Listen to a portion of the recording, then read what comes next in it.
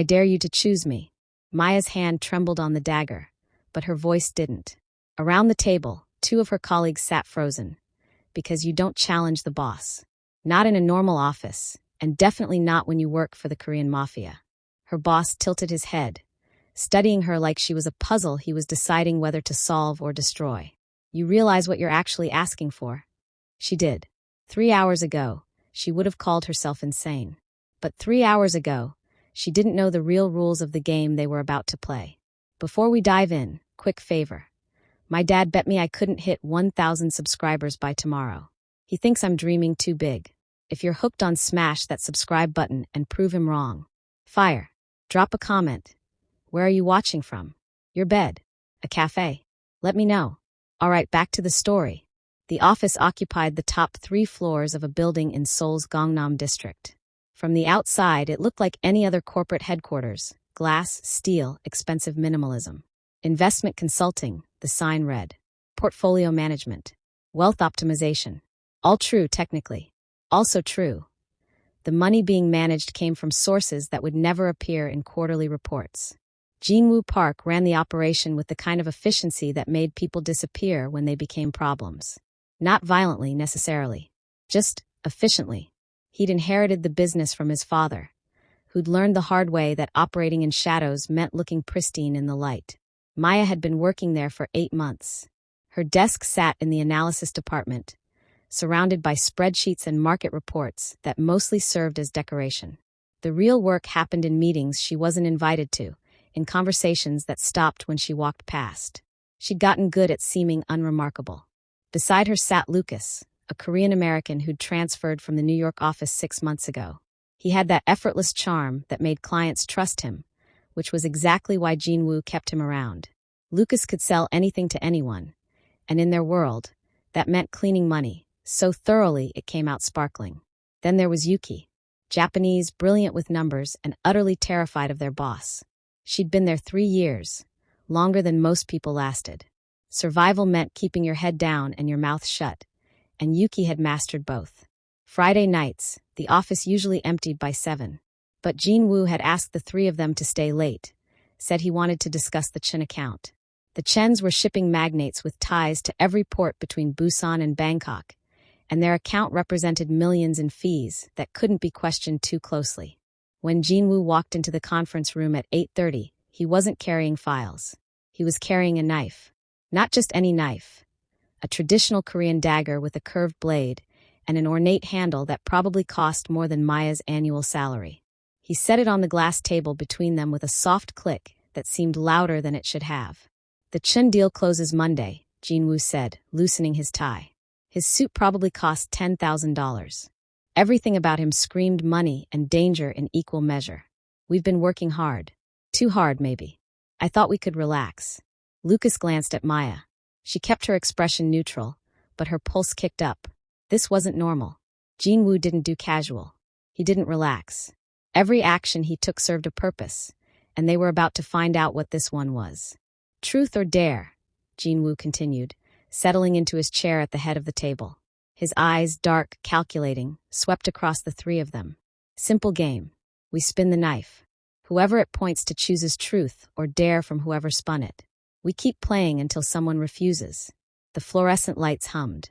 Outside, Seoul's nighttime traffic created a distant rumble that barely penetrated the soundproofed windows. And if we refuse? Yuki's voice came out smaller than she probably wanted. Jinwoo smiled. The expression didn't reach his eyes. Then the game ends and we all go home. But I'll remember who ended it. There it was, the implicit threat wrapped in casual words. Refusing meant marking yourself as someone who couldn't be trusted, who didn't fit in, who might become a problem that needed solving. Maya reached forward and spun the dagger. It rotated smoothly on the glass, catching light with each revolution before slowing, stopping. The blade pointed at Yuki. Truth, Yuki said immediately. Always the safe choice. Have you ever stolen from the company? Maya kept her tone conversational, like she was asking about weekend plans. Yuki's face went pale. No, never. Your turn to spin. The pattern established itself quickly. Yuki spun, got Jinwoo, who chose dare and had to drink an entire glass of whiskey in one go. Easy for him. Jinwoo spun, landed on Lucas, who chose truth and admitted he'd lied on his resume about his degree from Columbia. Impressive confession, except Jinwoo already knew. He knew everything about everyone who worked for him. That was the thing about this game. It felt dangerous, but the real danger was in figuring out what Jinwoo actually wanted from it. Lucas spun. The knife pointed at Jinwoo. "Dare," their boss said, leaning back in his chair. "I dare you to tell us the worst thing you've ever done for this business." Lucas had guts. Maya had to give him that. Jinwoo's expression didn't change. "I convinced a man to invest his entire pension in a deal I knew would collapse. He lost everything. Killed himself 2 weeks later." He said it the way someone might describe their morning commute. The investment was a front to move money for a client in Manila. The pension was collateral damage. Silence filled the room like water, heavy and suffocating. "My turn," Jinwoo said, reaching for the dagger. He spun it with practiced ease. It rotated 6 times before pointing at Maya. She met his gaze directly. "Dare." Something flickered in Jinwoo's eyes. Approval, maybe, or curiosity. "I dare you to tell us why you really took this job."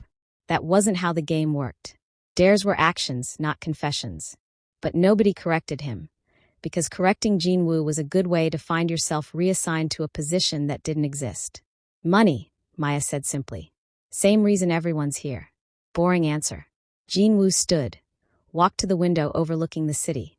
Millions of lights stretched to the horizon, each one representing a life, a secret, a potential transaction. But acceptable. Your spin. The game continued. 30 minutes became an hour. The dares escalated. Lucas had to stand on the conference table and sing the Korean national anthem. Yuki had to call her mother and tell her she quit. Just kidding, she could hang up before her mother answered, but she had to dial. Truths cut deeper. Jinwoo asked Lucas if he'd ever betrayed a friend for money. Yes. Asked Yuki if she was afraid of him. Obviously. But Jinwoo never chose truth for himself. Only dares, which he executed with the same cold efficiency he brought to everything. When Maya dared him to throw his phone out the window, he did it without hesitation. Pulled out another one from his desk drawer afterward. Of course he had backups. The dynamic was shifting, though. Maya could feel it. Each round brought them closer to something, though she couldn't identify what. Yuki was drinking more, her responses getting sloppier. Lucas kept glancing at the door, calculating whether he could leave without destroying his career. Maya just kept playing. 2 hours in, Jinwoo changed the rules. "New dare," he announced, after Maya's spin landed on him again. "For the rest of the game, everyone has to choose dare. No more truths. No more safe options." Yuki looked like she might be sick. Lucas shifted in his seat, jaw tight. Maya just nodded. The temperature in the room seemed to drop. Every dare became a test of how far they'd go, how much they'd endure for the sake of keeping their position in Jinwoo's organization. Lucas had to write a confession to a crime he didn't commit. Didn't matter what crime, just make it believable. He wrote 3 paragraphs about embezzlement and signed it. Yuki had to slap herself. Hard enough to leave a mark. She did it, tears streaming down her face, and Jinwoo watched with the emotional investment of someone observing a mildly interesting chemical reaction. When the knife pointed at Maya again, Jinwoo didn't hesitate. "I dare you to tell me your real name." The room went still. It was such a strange dare. She'd introduced herself as Maya Park when she started. Her ID said Maya Park. Her background check, which would have been thorough, because Jinwoo didn't hire people without knowing everything about them, presumably confirmed she was Maya Park. So why ask? "Maya Park," she repeated, holding his stare. "Interesting." Jinwoo returned to his seat. The dagger sat between them like a promise, or a threat. "Your turn." She spun. It pointed at Lucas. "I dare you to leave," Maya said. "Walk out that door and don't come back until Monday." Lucas blinked. "What?" "You heard the dare. Leave." He looked at Jinwoo, who simply shrugged. Permission, apparently. Lucas stood slowly, grabbed his jacket, and walked to the door. He paused there, hand on the handle, looked back at the 3 of them sitting around that table. Then he left. Now it was just 3 of them. The dynamic shifted again, became something more intimate and infinitely more dangerous. Yuki was practically vibrating with anxiety. Jinwoo looked relaxed for the first time all night, like things were finally going according to plan. Maya wondered if he'd orchestrated Lucas's departure, if that dare had been exactly what he wanted. Yuki's spin landed on Maya. "I dare you to." She faltered, searching for something safe in a game that had abandoned safety hours ago. I dare you to switch seats with me. Simple. They switched. Now Maya sat where Yuki had been, closer to Jinwoo, the angle different. She could see a scar on his neck that his collar usually covered, a thin white line that disappeared beneath the fabric. Maya spun. The dagger pointed at Jinwoo. I dare you, Maya said carefully, to tell us what you're really afraid of. For the first time that night, Jinwoo hesitated. It lasted maybe 3 seconds, but in those seconds, Maya saw something crack in his perfect facade. Something human underneath all that calculated coldness.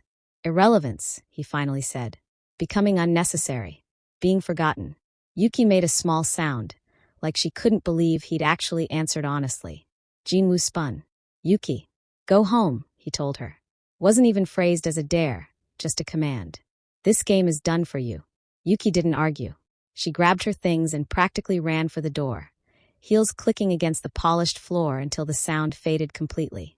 Now it was just the two of them, Jinwoo and Maya, sitting across a glass table with a knife between them and the entire city watching from beyond the windows. Except the city couldn't see in. The glass was tinted one way. They could see out, but nobody could see them. Private. Isolated. Dangerous. Your turn, Jinwoo said quietly. Maya spun the dagger. It rotated slowly, almost lazily, before stopping with the blade pointed at Jinwoo. Always Jinwoo now. Just the two of them meant every spin was a conversation. Every dare a move in a game neither of them had fully acknowledged they were playing. I dare you to be honest with me, Maya said. Right now, in this moment. Why did you really want to play this game tonight? Jinwoo stood, walked around the table until he was standing beside her chair. Close enough that she could smell his cologne. Something expensive and subtle, cedar and smoke. He leaned against the table, looking down at her. Because I wanted to see if you'd break, he said. Everyone breaks eventually. Lucas broke when I asked about his resume. Yuki broke before we even started. But you, he reached out, traced a finger along her jawline. You haven't broken yet. Maya didn't move, didn't flinch. Maybe I'm just good at pretending. Maybe. His hand dropped away. Or maybe you're something else entirely. He returned to his seat, spun the knife without waiting for her permission. It pointed back at her. I dare you, Jinwoo said, voice lower now, intimate in a way that made the spacious conference room feel suddenly very small. To stop pretending. Just for a minute. Show me who you really are. This was the moment. Maya could feel it. The entire night had been building to this. Not the game itself, but what the game revealed. Every truth told, every dare accepted, had been stripping away layers until they reached whatever core truth was hiding underneath. She leaned forward. Let her professional mask slip just enough that something else showed through. Something sharper, more dangerous. You want to see who I really am? You might not like what you find. Try me. Maya stood, walked around the table the same way he had, until she was standing beside his chair. Looked down at him the same way he'd looked down at her. Turnabout. Balance. Power shifting like water finding its level. I'm the person who's been watching you for 8 months, she said softly. Learning how you think, how you move, what you want, what you fear. I know about the shipment from Manila that's supposed to arrive Tuesday. I know about the account in Singapore that doesn't appear in any of your official records. I know that man who invested his pension. His daughter works for the prosecutor's office now. She's been building a case. Okay, pause. If you're sitting there thinking there's no way this gets crazier, subscribe right now because you have no idea what's coming. And comment below, Team Maya or Team Jinwoo. Who do you think is really in control here? Jinwoo's expression didn't change, but something in his posture shifted. Alertness maybe. Recognition. I know, Maya continued, that you've been looking for a leak in your organization for 3 months. Someone feeding information to law enforcement. Someone close enough to know details that should be secret. She placed her hand on his shoulder, leaned down until her mouth was near his ear. And I know that you invited me to play this game tonight because you think I might be that leak. Jinwoo caught her wrist, grip firm but not painful. Am I wrong? Maybe you should dare me to tell you. He released her wrist, spun the dagger again, though they were long past following the rules properly. The blade stopped between them, pointing at neither and both. I dare you, Jinwoo said, to tell me the truth. All of it. Who you really are. Why you're really here. Maya sat back in her chair, crossed her legs, took her time answering. Outside, Seoul continued its endless motion, oblivious to the confrontation happening in this sealed room on the 47th floor. My name is Maya, she started. That part's true. I did come here for money, in a way. Just not the kind you were thinking. She paused, let the silence stretch. I'm a federal agent. Have been for 6 years. Organized crime division. I was assigned to infiltrate your organization 8 months ago. Jin-woo didn't react. Didn't move. Just watched her with those dark, calculating eyes. The plan was simple, Maya continued. Get hired, work my way in, gather evidence. Build a case strong enough that not even your lawyers could make it disappear. And I did. I have documentation on every illegal transaction that's crossed your desk in the last 8 months. Recordings. Paper trails. Enough to put you away for 20 years minimum. She leaned forward again, elbows on the table. But here's the thing about plans. They change. People change. Somewhere around month 4, I started wondering if I was gathering evidence or just learning you, understanding you. There's a difference. You're saying you've compromised your investigation. Jin-woo's voice remained steady, but there was something underneath it now. Interest, maybe. Or amusement. I'm saying I've compromised something. Not sure what yet. Jin-woo stood abruptly, walked to the window. Stood there silhouetted against the city lights. And for a moment he looked less like a crime boss, and more like just a man trying to figure out an impossible equation. So what happens now? He asked without turning around. You arrest me? Call your handlers? Disappear in the night? That depends. Maya joined him at the window, stood beside him. Both of them reflected in the dark glass. What do you want to happen? I want, Jin-woo said slowly, still not looking at her, to know if anything about the last 8 months was real, or if I've been talking to a carefully constructed fiction designed to manipulate me. Can't both things be true? Now he did turn, faced her directly. They were close enough that Maya could count his eyelashes if she wanted, could see the faint stubble along his jaw, could feel the heat radiating off him. Truth or dare, he said. Wasn't asking which one she chose. Was asking which one described what existed between them. Both, Maya whispered. Always both. Jin-woo's hand came up, fingers threading through her hair, tilting her face toward his. Then let's stop playing games. His mouth found hers, and the kiss was nothing like Maya expected. Not aggressive or demanding, but searching, like he was trying to find something in her that he'd lost in himself. She kissed him back, let herself fall into it for just a moment, let herself feel something other than professional detachment. When they broke apart, both breathing harder, Jin-woo rested his forehead against hers. I should hate you. Probably. I should have you killed. Definitely. But I don't want to do either of those things. He pulled back, studied her face like he was memorizing it.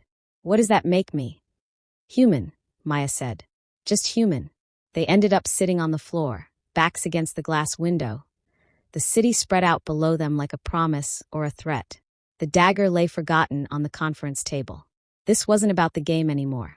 Maybe it never had been. When did you know? Maya asked. That I was investigating you.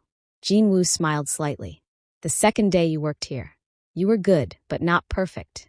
You asked too many questions about the wrong things. Looked at files you shouldn't have noticed. I ran your background again, deeper this time. Found the inconsistencies. Maya's stomach dropped. The second day? The second day. Then why? Why keep you around? Jin-woo tilted his head back against the glass. Because I wanted to see what you'd find. What you'd do with it. And because. He trailed off. Because what? Because I was lonely. He said it simply, like admitting something unremarkable. Everyone around me is either afraid or ambitious. Usually both. But you were different. Even knowing you were lying, you were different. Maya processed this. 8 months of carefully constructed cover, and he'd seen through it in 48 hours. Every conversation, every interaction he'd known. And he'd let it continue anyway. The evidence I gathered, she said slowly. Is it even useful? If you knew I was collecting it. Oh, it's real. All of it. I made sure of that. Jin-woo looked at her. I've been building my own case against myself through you. Giving you exactly what you'd need to destroy me. Why would you do that? Because I'm tired, Maya. So tired. I inherited this organization from my father, who inherited it from his father. I never chose it. Never wanted it. Just woke up one day and realized I was trapped in a machine I couldn't stop without destroying myself. He laughed, but there was no humor in it. So I thought maybe someone else could stop it for me. This wasn't how operations were supposed to go. Targets weren't supposed to be self-aware and exhausted. They weren't supposed to hand you everything you needed on a silver platter while looking at you with eyes that said they understood exactly what you were doing. My handlers expect a report Monday morning, Maya said quietly. They expect arrests, seizures, the whole operation shut down. Then give it to them. Just like that. Jinwoo shrugged. Just like that. I've been preparing for months. Money moved to accounts they'll never find. People warned. Loose ends tied up. Everything your people sees will hurt, but it won't destroy. And he paused. I'll be somewhere else. Jail. Maybe. Or maybe I disappear. Maybe I become someone new. Maybe I finally get to choose. He turned to face her fully. The question is, what do you choose? Maya knew what he was asking. Not whether she'd file her report. They both knew she would.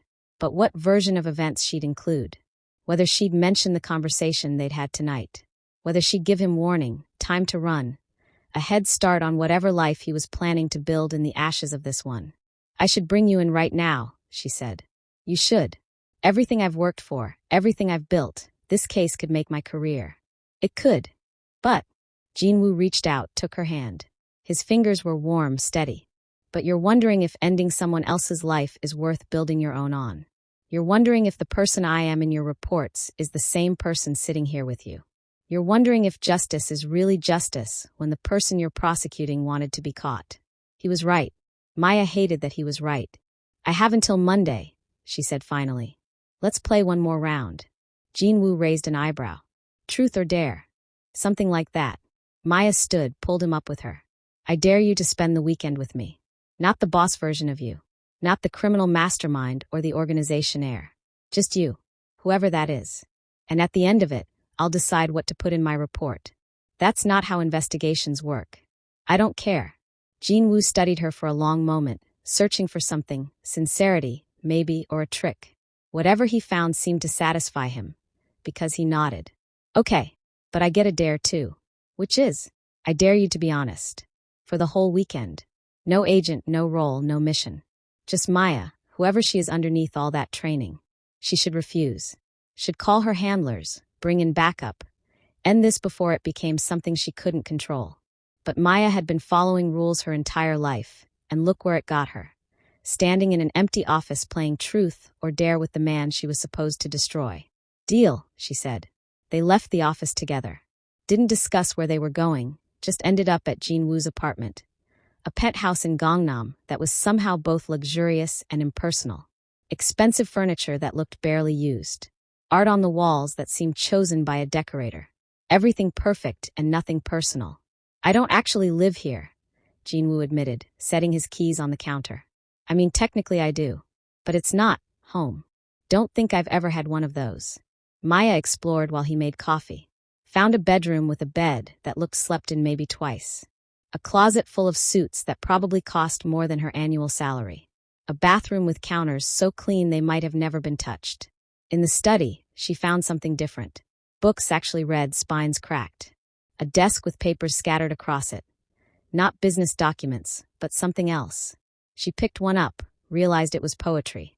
Korean classical poetry, handwritten translations in the margins. I always wanted to be a professor, Jinwoo said from the doorway, holding 2 coffee cups. Literature, specifically. Thought I'd teach, write, spend my days analyzing texts instead of laundering money. He handed her a cup. Funny how life works. They spent Saturday doing absolutely nothing. Ordered food, watched terrible movies. Talked about everything except the organization and the investigation.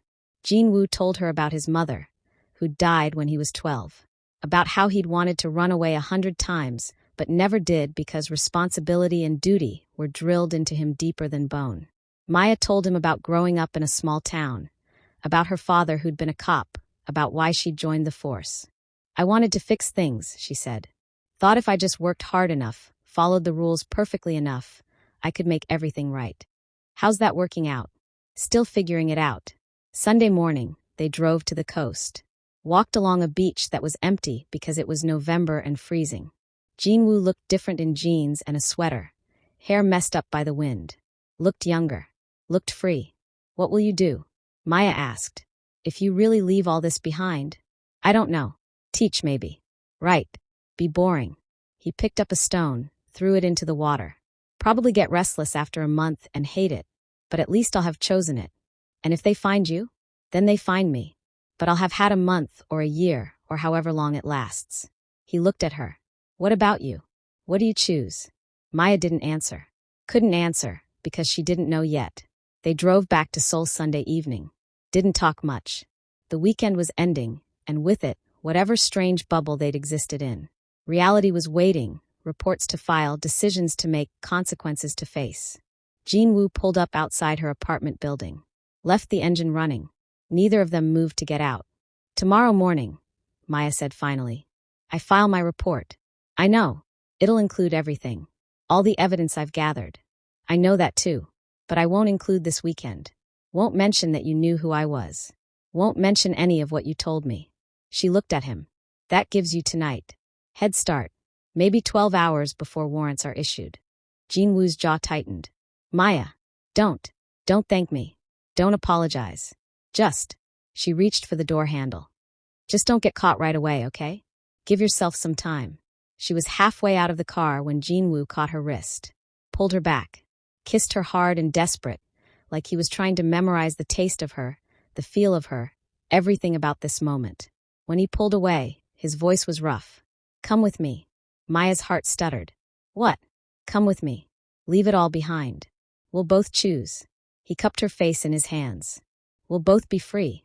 For a moment, one perfect, terrible moment, Maya wanted to say yes.